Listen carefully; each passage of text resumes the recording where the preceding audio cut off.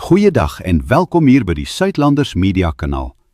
In vandag se video kyk ons na nog 'n moeilike, maar belangrike les vanuit die Bosniese oorlog.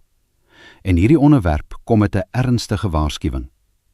Ons gaan praat oor dwangarbeid, menslike uitbuiting en die donker realiteit van wat met gewone mense kan gebeur wanneer 'n samelewing in oorlog en wetteloosheid verval. Hierdie video is nie gemaak om mense te skok vir sensasie nie. Die doel is om uit geskiedenis te leer, om bewus te wees van hoe vinnig menswaardigheid kan verdwyn wanneer propaganda, oorlog en mag saamvloei. Wanneer mense aan die Bosniese oorlog dink, fokus hulle dikwels op die gevegte, die belering van Sarajevo of die massaslagting soos Srebrenica. Maar een aspek van die oorlog wat lank onderskat is, was die enorme rol van dwangarbeid. Baie mense wat gevange geneem is nie onmiddellik doodgemaak nie. Hulle is gebruik. Mans, vroue en selfs jong mense is in baie gevalle aangehou as arbeid vir militêre en logistieke doeleindes.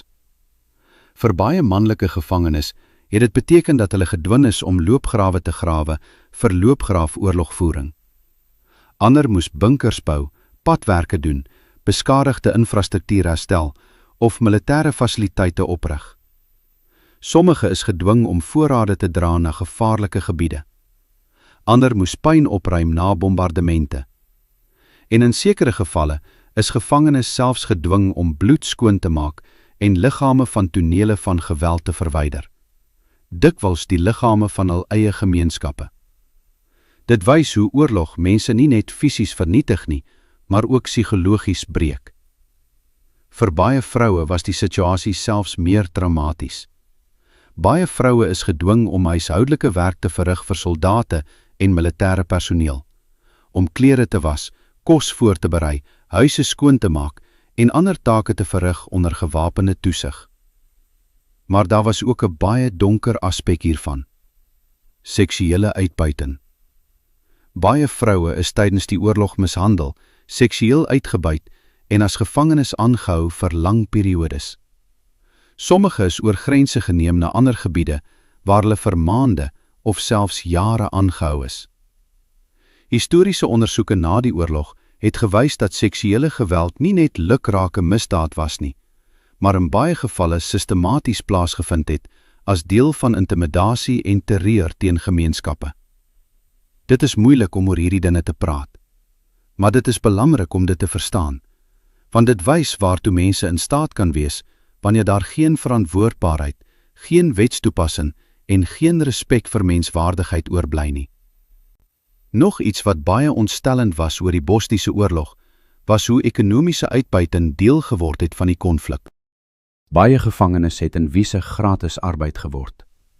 Hulle het gewerk sonder betaling, sonder regte en sonder vryheid.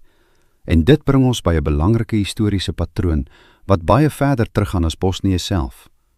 Deur die geskiedenis is dwangarbeid dikwels gebruik tydens konflik, politieke onderdrukking en ekonomiese beheer. Soms deur direkte geweld, maar ander kere deur ekonomiese druk. Kyk byvoorbeeld na koloniale Afrika.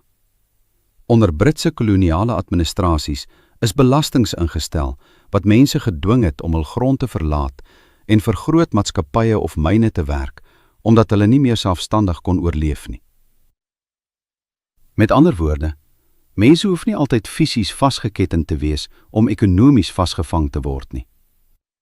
En dit is waar baie Suid-Afrikaners vandag begin vra.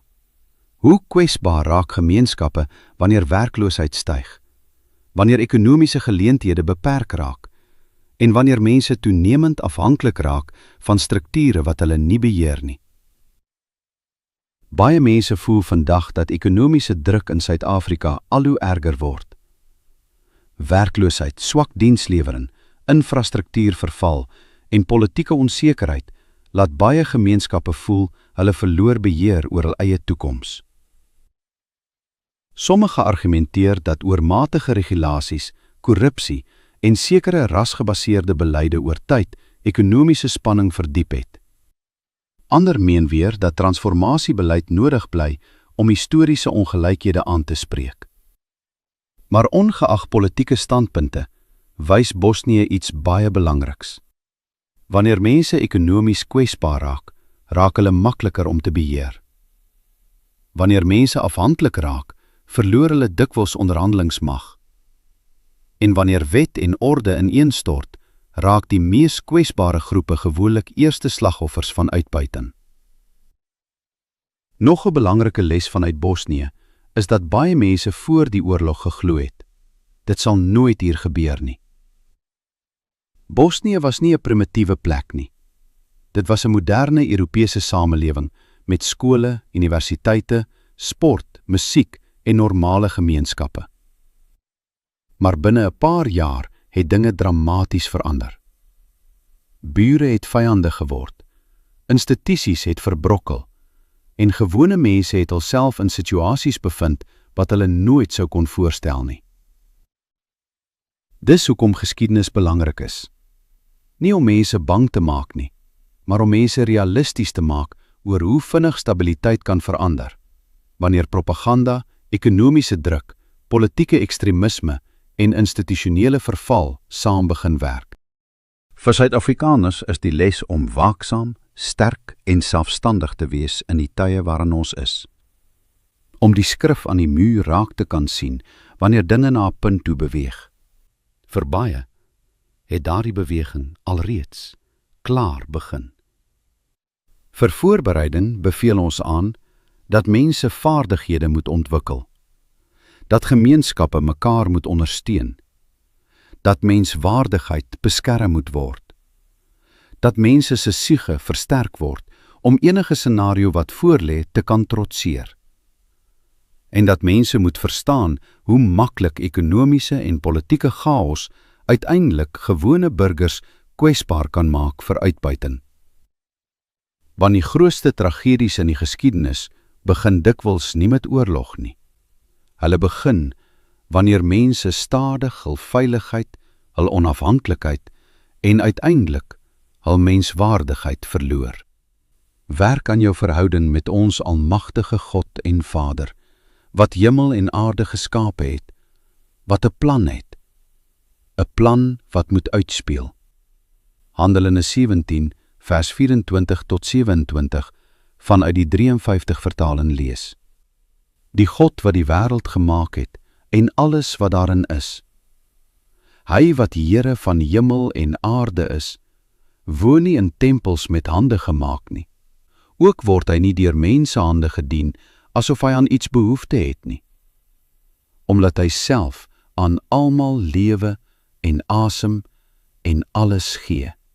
En hy het uit een bloed al die nasies van die mensdom gemaak om oor die hele aarde te woon, terwyl hy vooraf bepaalde tye en die grense van hulle woonplek vasgestel het, sodat hulle die Here kon soek, of hulle hom miskien kon aanraak en vind, al is hy nie ver van elkeen van ons nie.